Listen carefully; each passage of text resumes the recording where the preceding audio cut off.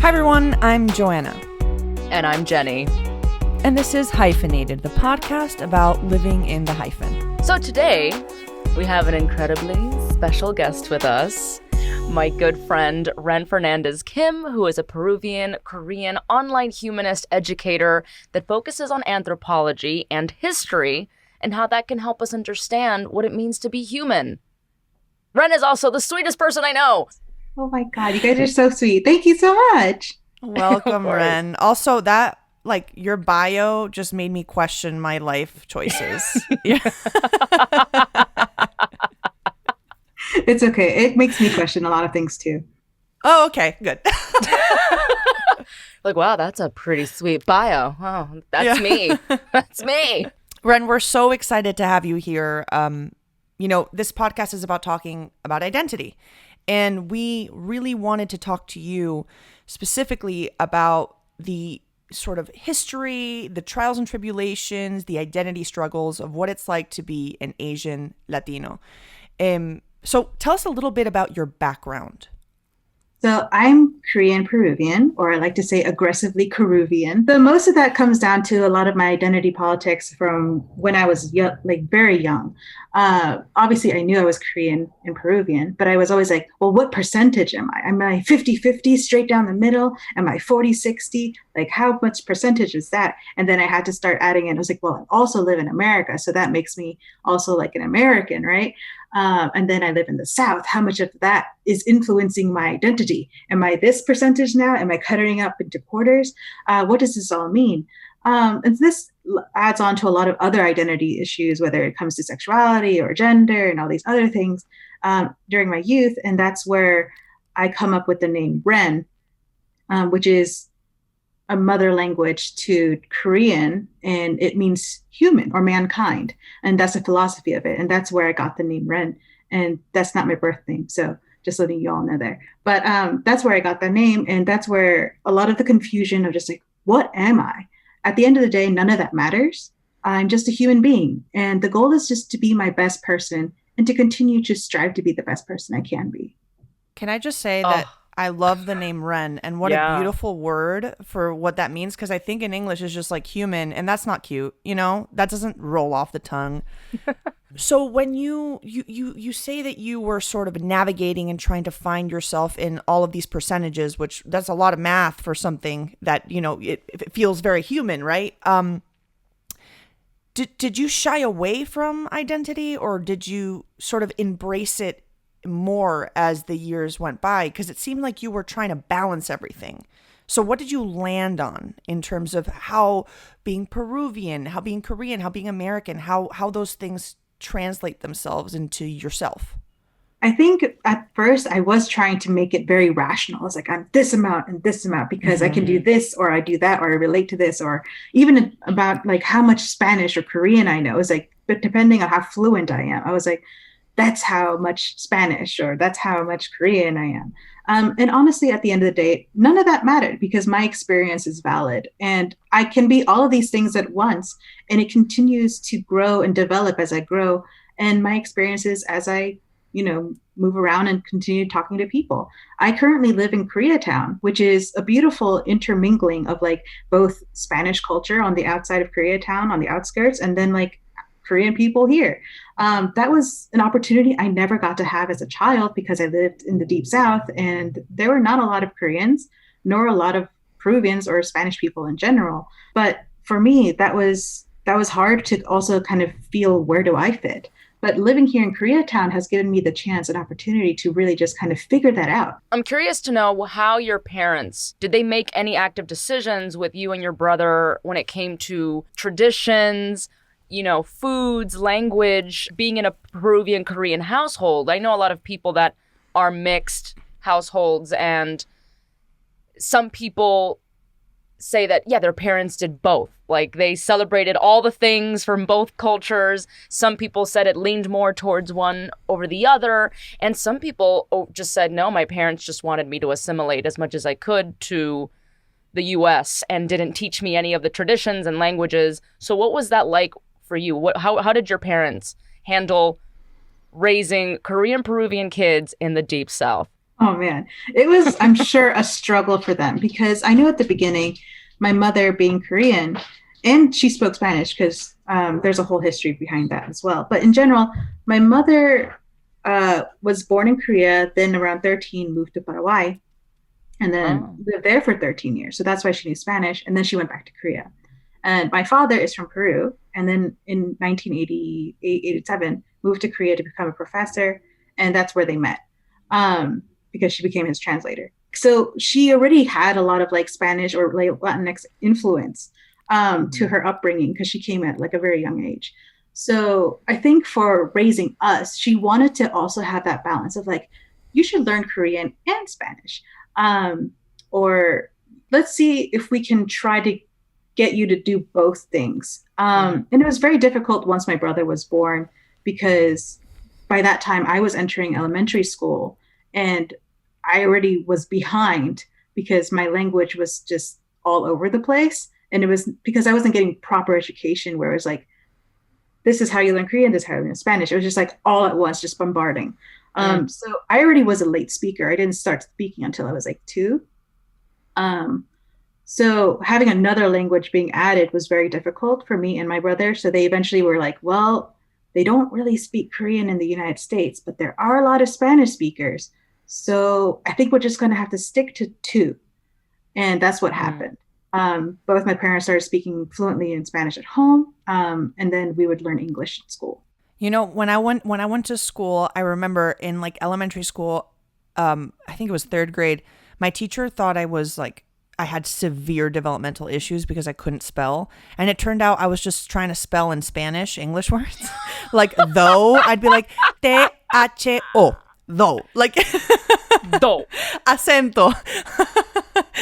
But so many teachers and a lot of the education system like just does not understand, you know, nuances of kids that speak more than one language. And you had 3 languages. So Ren, you talk about you know, your upbringing and all and basically everything that made Ren who Ren is. Now, how do people perceive you? Like, you go about the world existing as this incredibly complex human being, but human beings like to simplify people all the time. So I'm sure people just look at you and make assumptions. And and I'm assuming that when you describe your actual background, people's mind explodes. Yeah. Most of the time, like I remember in middle school, someone legit came up to me and was like, "Are you an Eskimo?" Oh my God. Which, one, that's not what they're called. And secondly, no, I live in the deep South. What? No. And then I would explain to them, I was like, "Oh, I'm Korean-Peruvian." And they're like, "What is that?" And eventually I was just like, I just live here. It's fine. There was always that. It was just like, "Oh, what are you?" And like the most common one, which makes sense, is, "Are you Filipino?" Because my name was like Fernández-Kim at the last.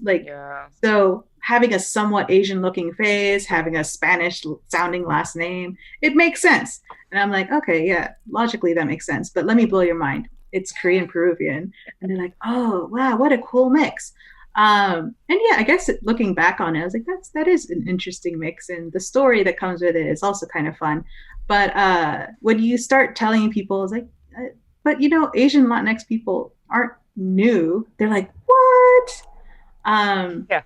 So that's a whole different story, I guess. So wait, you're saying Asian Latinx people aren't new. So why don't you give us a little bit of context for that? I mean, Asian immigrants have been coming to the Americas, including Latin America, since the 1600s. But what does that sort of background look like? What does that history sort of look like? I'm not expecting you to have the vast knowledge of every single type of immigrant population to ever step foot in Latin America, but I can give like a general overview though, because like obviously there's this one thing we have in common within the whole Latinx community is we've all been colonized, whether it's by Spain, by France, by the Portuguese, or even the Dutch.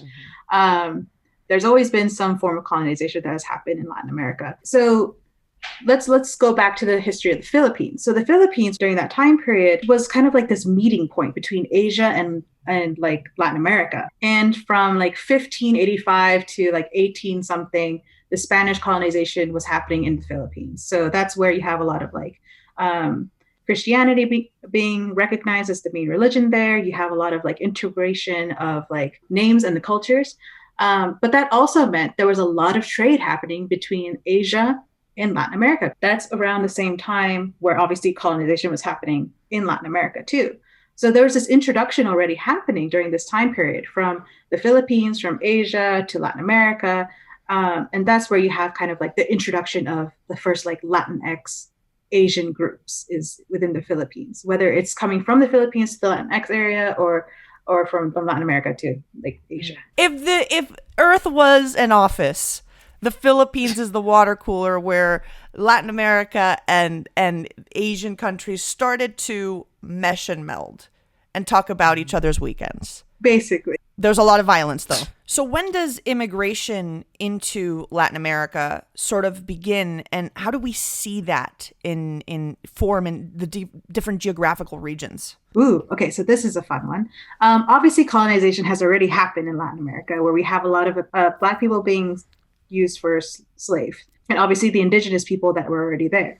But because of germs that they were exposed to, they were dying off, as well as just cruel labor. So there was a lot of death, dying populations, and also in 1807, it was prohibited no longer to have slaves. That didn't stop them from doing it anyways, but it was legally prohibited and abolished in 1807. So that's where the attention was like, well, if we can't do it illegally, we have to find a legal way to do it. And what better way than indentured servants? So then that's where we get like the coolie trade, which is basically where they find cheap labor within the Chinese community or Indian community, and then they start shipping them over to Latin America. So you find them all over the Caribbean, through Mexico, through Peru, and that's where the most of like the Chinese and Indian populations are located. So that's where you also find that influence within the food. Within like Cuban cuisine or even sometimes Peruvian cuisine, like we have chaufa, which is basically fried rice.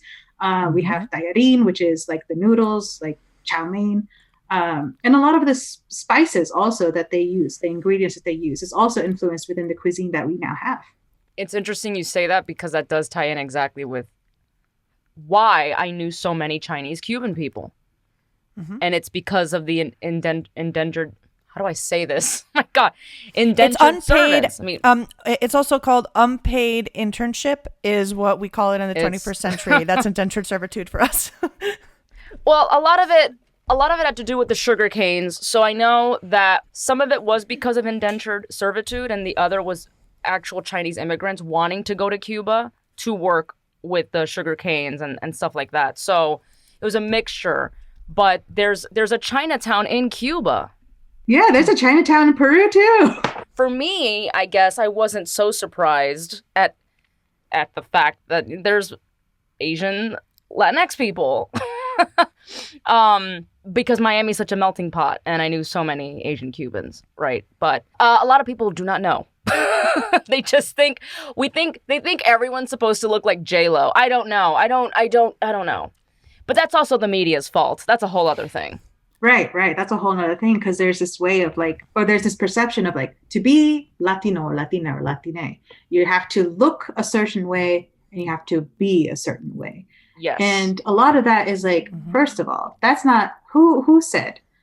Secondly, that's also media. Yes, that's a big point. And then thirdly, is like that completely negates all the history that goes into Latin America and that's happened in the past, like, over 600 plus years since the invention of racism and colonization. So it's like, we're going to completely negate people just coming here and trying to assimilate and survive within our community.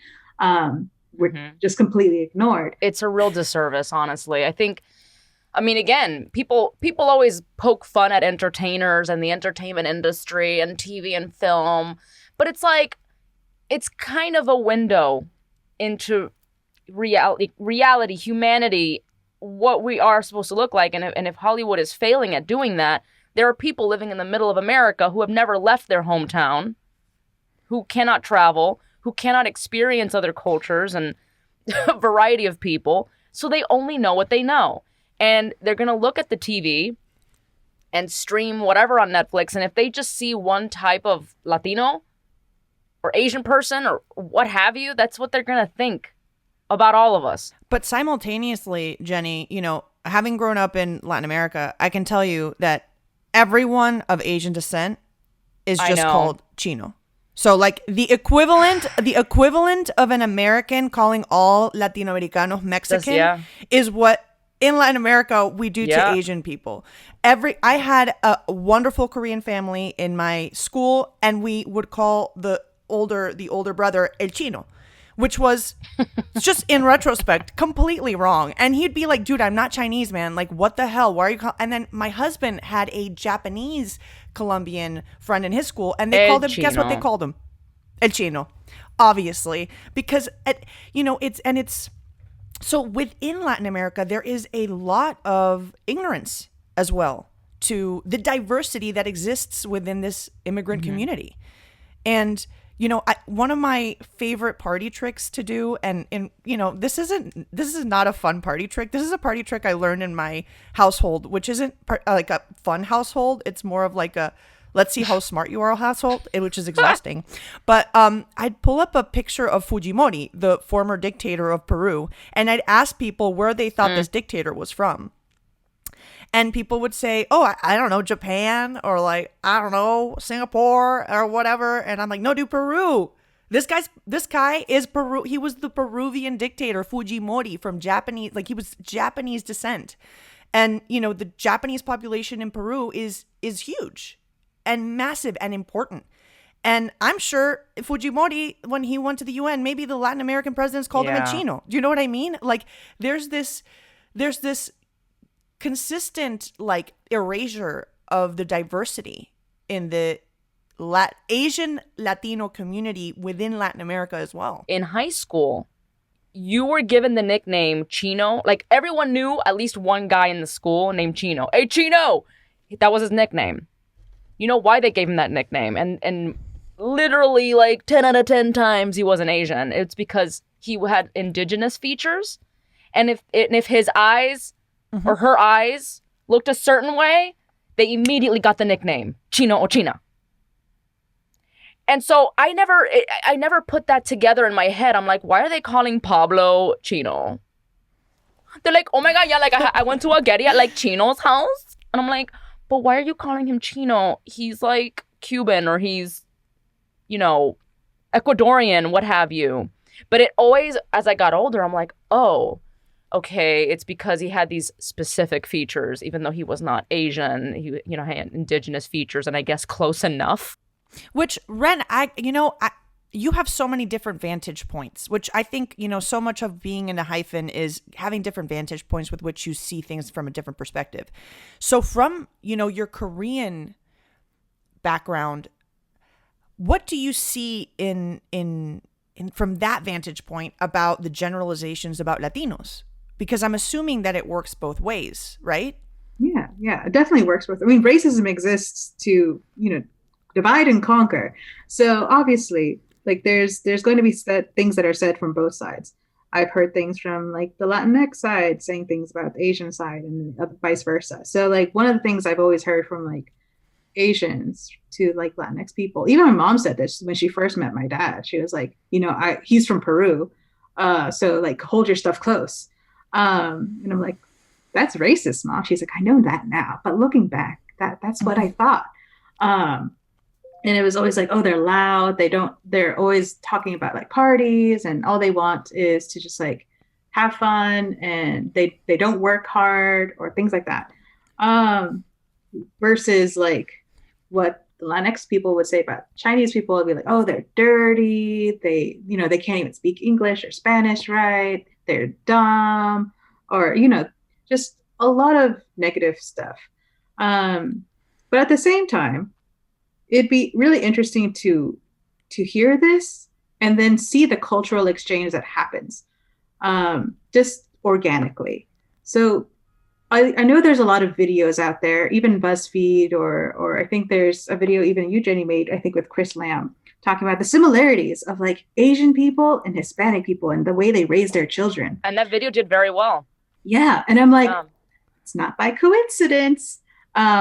A lot of it is just the general, just organic exchange that's happened of like how we raise our children, how we talk to them. I mean, obviously there's still minor differences and similarities, but for the most part is like, there's this hierarchy. It's like, respect the parents. You don't talk back to them, take your shoes off of the house, recycle all the things. Like they're so relatable, but a lot of it is just because there's a lot of cultural exchange that happens where we're like, yeah, that makes sense. Let's do that. They're doing something right. I think that is sort of at the core of what me and Jenny always talk about, which is what you're talking about. Cultural exchange sort of makes cultures so much less in contrast with each other, but in similitud with each other.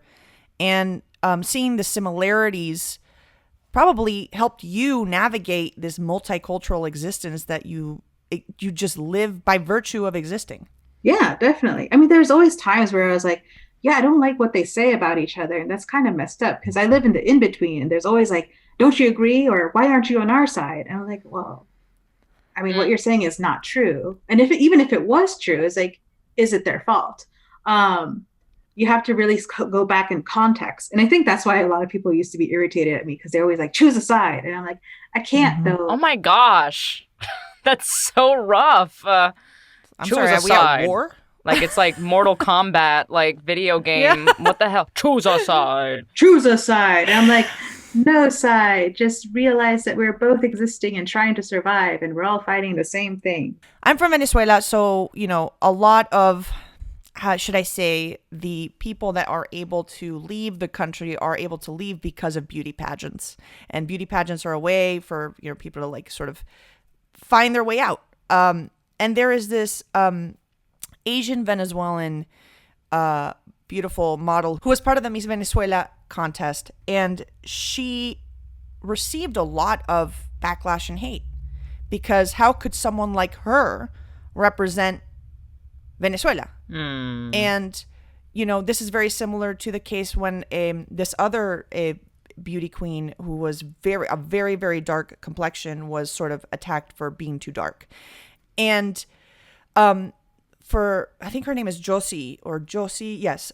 She sort of had to go out and explain that she's from Venezuela. Just because she looks like this doesn't mean that she isn't this. And, I ask you, like, and I think me and Jenny have talked about this as well a lot, which is having to justify yourself to others, having to sort of have I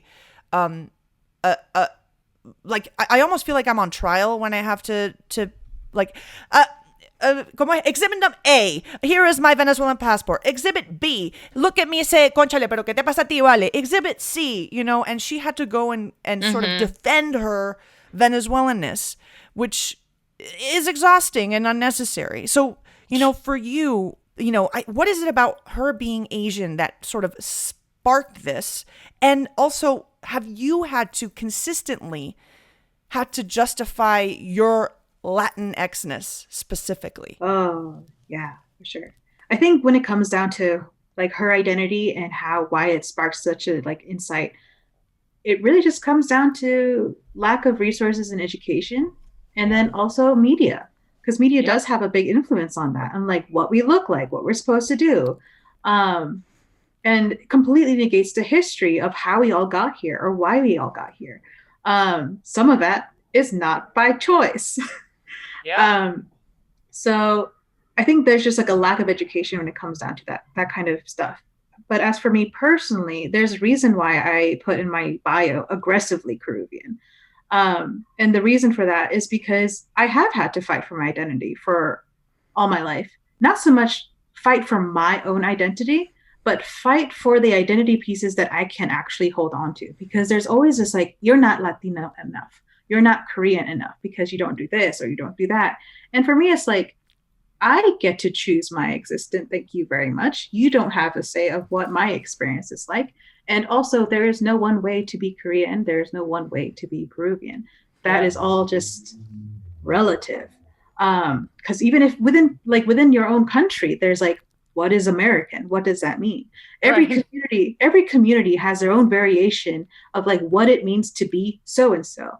Does that make it right? No, because it doesn't make space for growth and change, as well as just people just existing, because we deserve that. And I think for me, fighting for just myself has always been an exhausting process, that now I'm just kind of like, I'm here.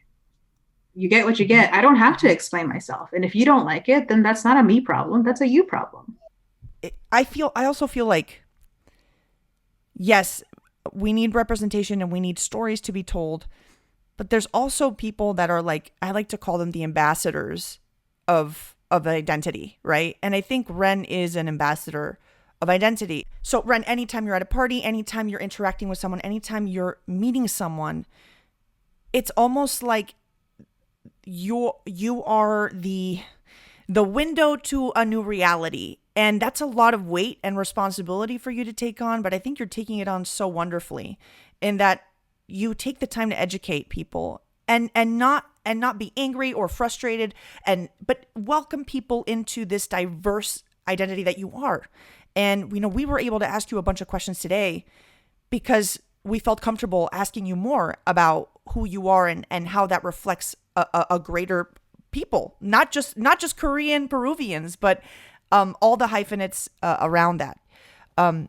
So I think I encourage people that are listening too, like, you are the window to a lot of people's closed perception. And just by virtue of existing your reality, you can really change opinions and sort of educate. It's honestly like, when I meet people, it's never an opportunity to berate or to negate their experiences and be like, oh, why don't you know? I think for me, it's definitely always an opportunity to, one, make new friends. And then secondly is just to let them know that, hey, I exist. And by that right, I deserve dignity, respect, and, basic human kindness, as do you. And if you want to continue this friendship, we're more than welcome to continue that friendship. And that can look like however that looks. And I'm more than happy to welcome people into just learning, because like my friend Blair Monty says, like, learning is a blessing and not a privilege. And I think everyone should have the opportunity to just be able to experience something new every day. Yeah, that's beautiful.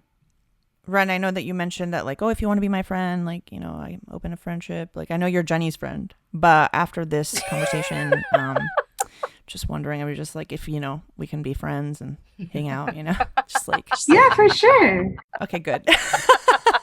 You're so lovely. I just can't believe I just met you. Oh my gosh, yes. Ren has been a blessing in my life. And Ren, speaking of friendship, how can people befriend you on the interwebs and tell us what you're up to? Where can they find you?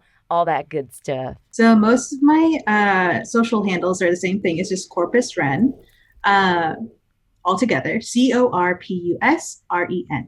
And you can find me there.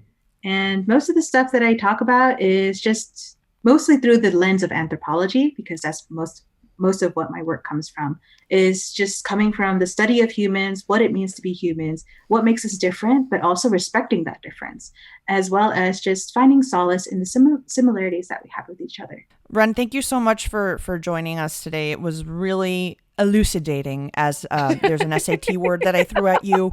But thank you so much for continuing to do the work that you do and talking to us. And, if you like mac and cheese, we can have some mac and cheese together in LA at some point. I was thinking of something that was like vegetarian. I assume everyone that lives in California is a vegetarian. No, that's just me. That's just me being a vegan. I'll have my cashew cheese mac and cheese. I'm not picky. I'll eat whatever. Okay, good.